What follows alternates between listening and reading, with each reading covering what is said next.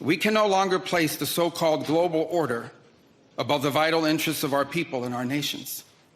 We do not need to abandon the system of international cooperation we authored, and we don't need to dismantle the global institutions of the old order that together we built. But these must be reformed. The United Nations still has tremendous potential to be a tool for good in the world. But we cannot ignore that today, on the most pressing matters before us, it has no answers and has played virtually no role.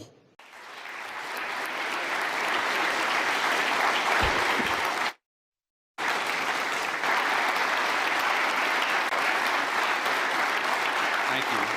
Thank you. We care deeply about your future and ours. And if at times we disagree, our disagreements come from our profound sense of concern about a Europe with which we are connected, not just economically, not just militarily. We are connected spiritually, and we are connected culturally. We want Europe to be strong. We believe that Europe must survive. Because the two great wars of the last century serve for us as history's constant reminder that ultimately our destiny is and will always be intertwined with yours. But the euphoria of this triumph led us to a dangerous delusion that we had entered, quote, the end of history, that every nation would now be a liberal democracy, that the ties formed by trade and by commerce alone would now replace nationhood, that the rules-based global order, an overused term, would now replace the national interest, and that we would now live in a world without borders where everyone became a citizen of the world. This was a foolish idea that ignored both human nature and it ignored the lessons of over 5,000 years of recorded human history.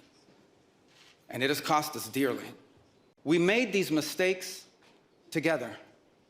And now, together, we owe it to our people to face those facts and to move forward, to rebuild.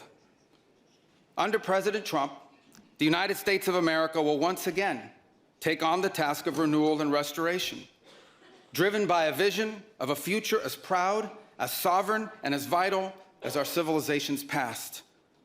And while we are prepared, if necessary, to do this alone, it is our preference and it is our hope to do this together with you, our friends here in Europe. For the United States and Europe, we belong together. And so this is why we Americans may sometimes come off as a little direct and urgent in our counsel.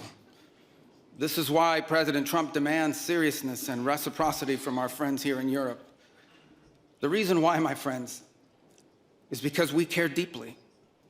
We care deeply about your future and ours.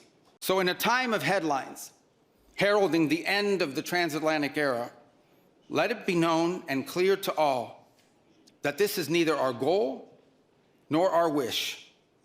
Because for us Americans, our home may be in the Western Hemisphere, but we will always be a child of Europe.